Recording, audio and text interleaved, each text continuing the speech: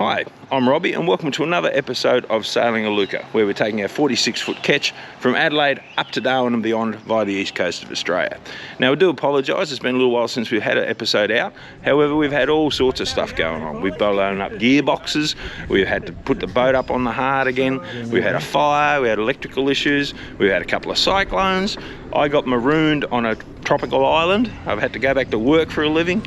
We're back out from there, you name it, it's happened, and of course we've got COVID. But all that's beyond us now, and we're back on track, we're back on the water. However, there's so much that's happened in the last couple of months, and I really need to play catch up. So in this episode, we're going to go back in time a little bit, back to when we first come into the bottom end of the Great Barrier Reef with my brother Pete, and show you some of the bits and pieces we got up to there around Keppel and from there and on. So sit back while we play catch up. Hope you enjoy.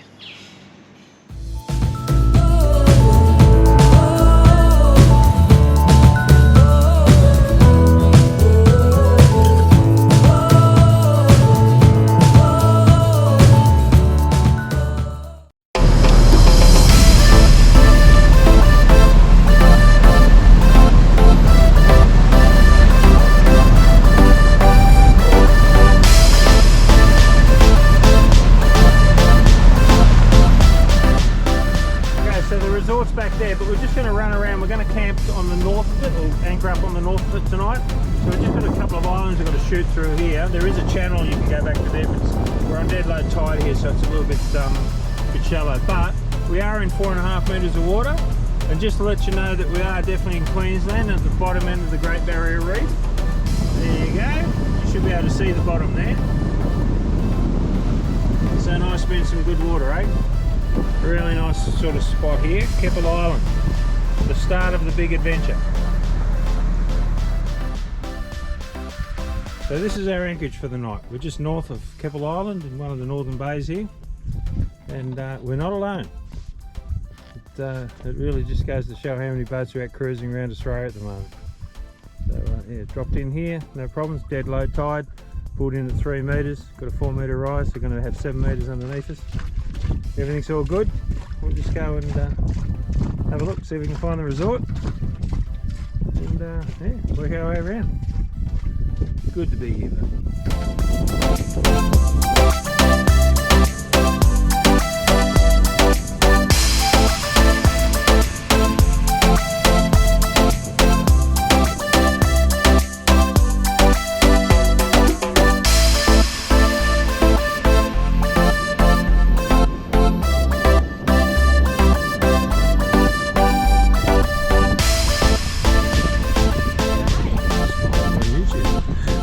Welcome to Sailing Iluka. Cheers. Right, here we are at the Keppel Bar. Couple of northerns. Life's looking good. Here's the aspect. Look at the view.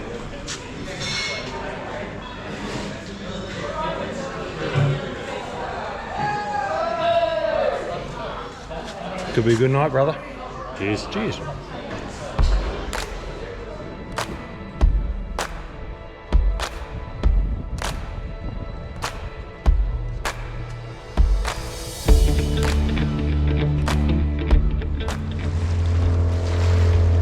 So here we are, we're just going back now. Look at the array of lights out through here, eh?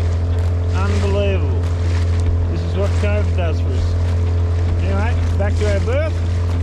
We're in the dinghy, all safe. Back home for the night.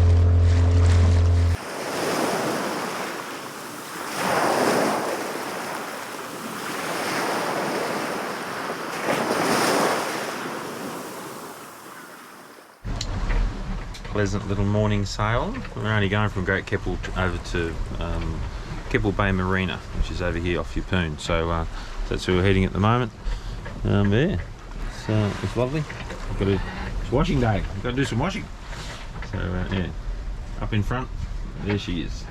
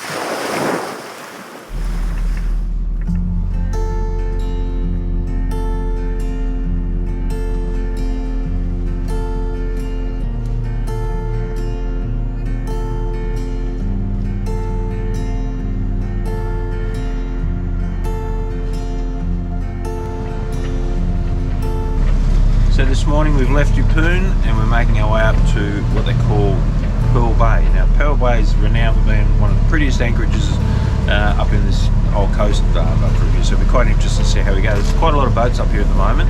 They've just had some naval exercises, but that's all been cleared now, so we'll go in there. But yeah, the big news I suppose is I've lost my sunglasses. Not these ones, these are on my head, I know, but my other ones, my real U-Butte Mary Jims. Mate, they were on the boat somewhere. I just have not got any idea where they were. We watched the boat the other day and I can't see them, so not a great day for me at the moment. I'm very, very sad, but anyway, hopefully we'll get them up and then away we go. But from here on in Pearl Bay, we've got what is it? It should be right in there, around about 1500. So a heap of other boats going up. We are motoring, there's no wind, because we do want to get in the queue and try and find a hole. It's not the hugest place. If that fails, if we can't find a place, we run back around the corner to the port. But anyway, plan A is the one we'll be going for at the moment. So great.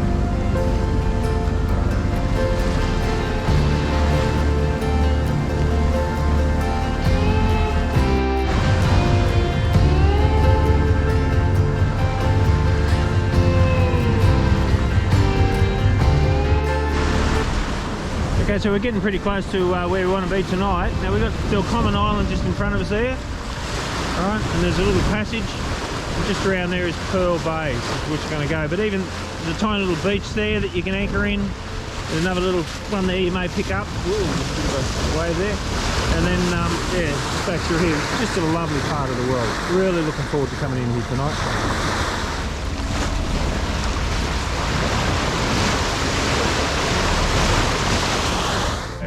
Just making a little detour here. Check out this little joint, will you?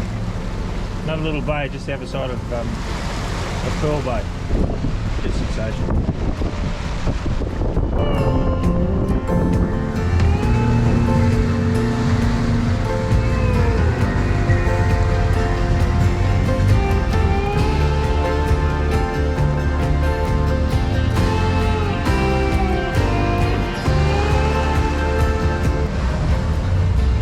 You got Summer Lovin' over there, following us in.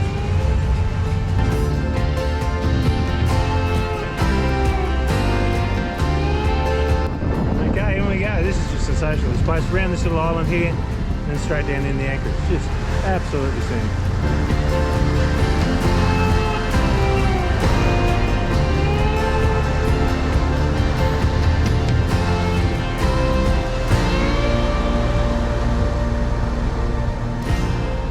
Guys, here's the big fella going out to catch his dinner. Off you go, mate. Go get him.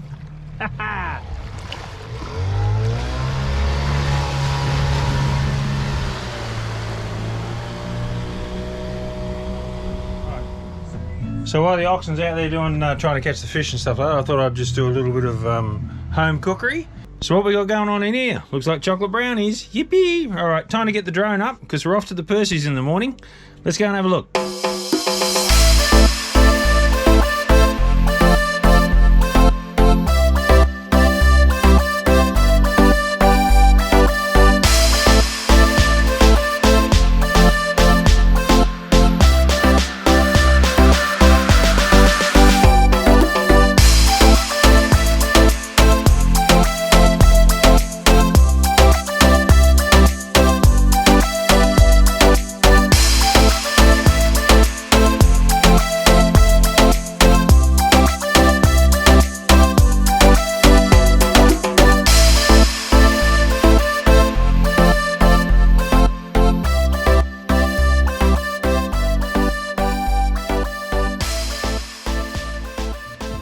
People often ask what we do for food, you know, when we're out here, just the two boys, obviously. So anyway, tonight, this is what we've knocked up, right? So I fired up the bread maker. So we have a fresh loaf of sourdough bread.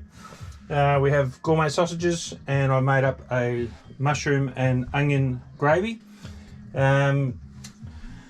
Potatoes done with thyme, honey carrots, broccolini. I'm sick and tired of roughing it, Rob. It's good to get out here and rough it. Anyway, but yeah, that's the whole thing. But just because you're out in the water, you don't have to eat silly. You know, you eat crap. Yeah, you got to cook good meals. So that's what we try to do. Lunchtimes, you know, today you can have stuff like noodles, you can have, you know, any of this left over, you just put it in there, you can re-microwave it or whatever. You know, we do sausage, quite often we do a sausage sizzle halfway through the day. It depends how rough it is, can of baked beans if it was real rough, but anyway, it's just really good to sit down on the night and have good feed. Anyway, that's it for me. I've got a bourbon waiting for me and a good feed. Talk to you soon.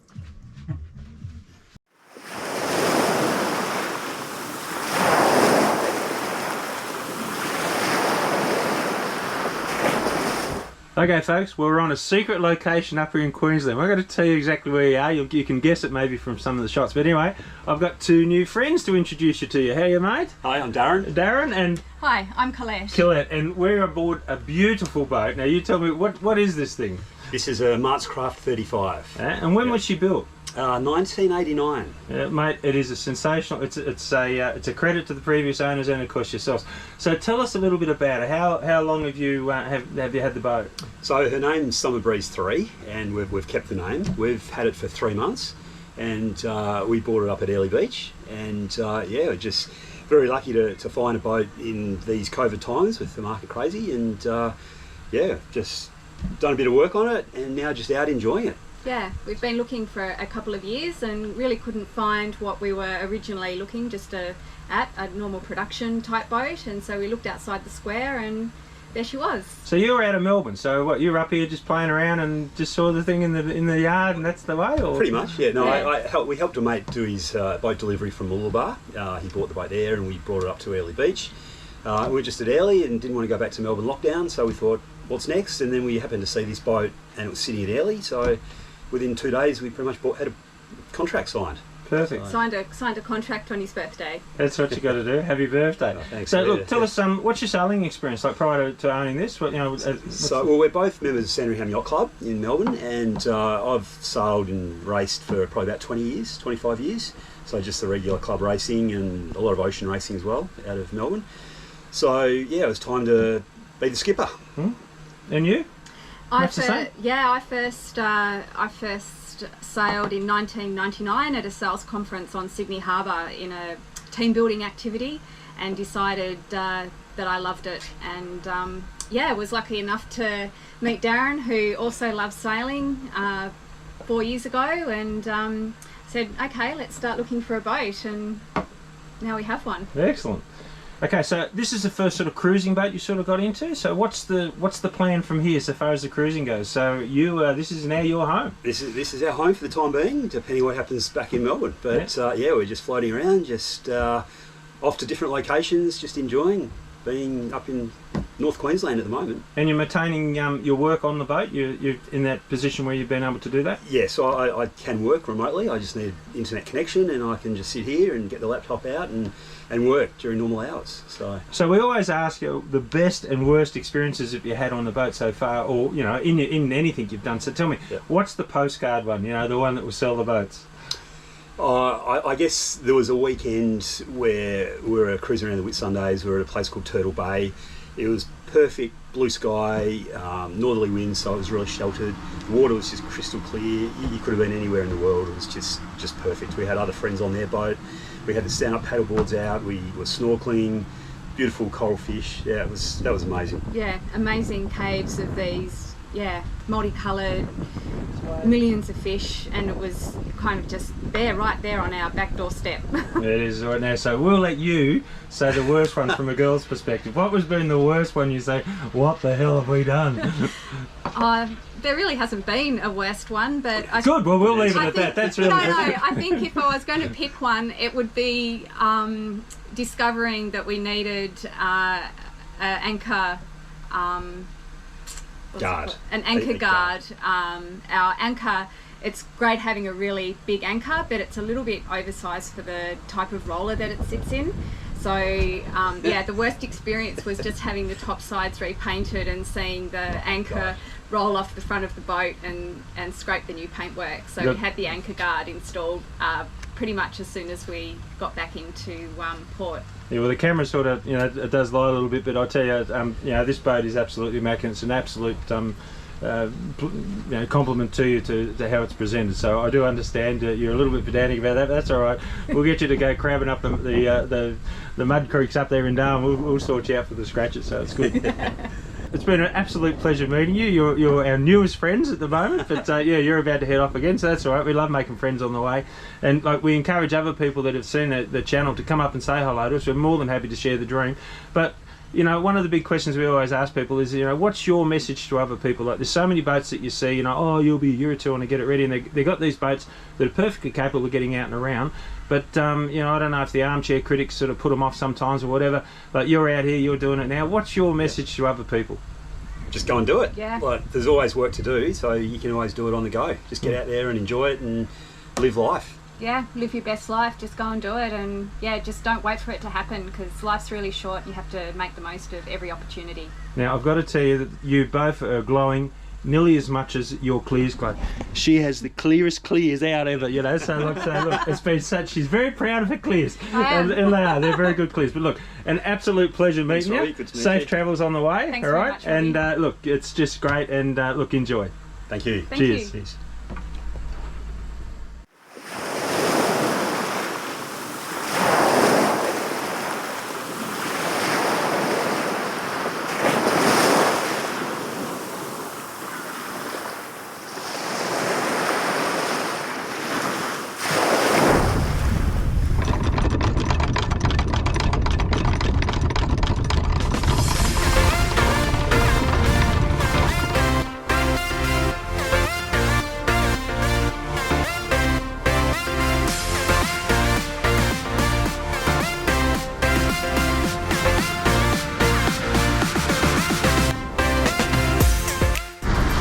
Steep Island just here, and you've got Hexham Island just behind it, and then in the distance is the Percy group.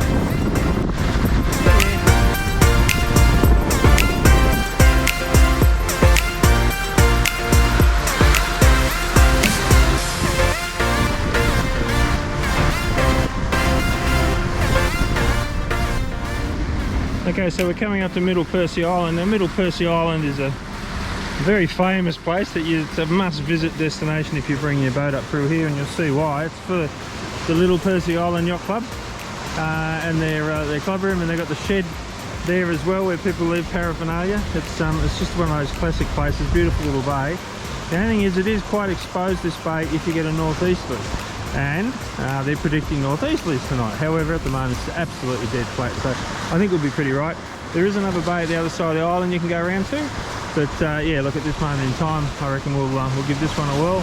She doesn't look too rough out there, does it? Okay, let's go.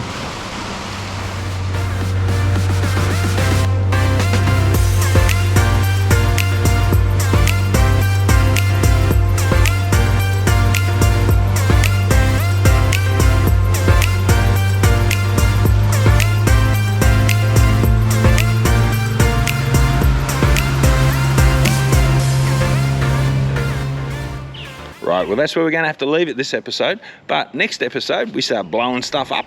We go and give my mate a haircut. He hasn't been in the barbers for quite a while. That's an experience in itself. We'll go and have a look at a few more of the coastal towns, and we'll continue to make our way up to the sensational Whitsunday Islands. Hope you really enjoyed this episode. There's so much more to come. See you next episode. So don't forget, like us, support us, follow us, and we'll see you on the water.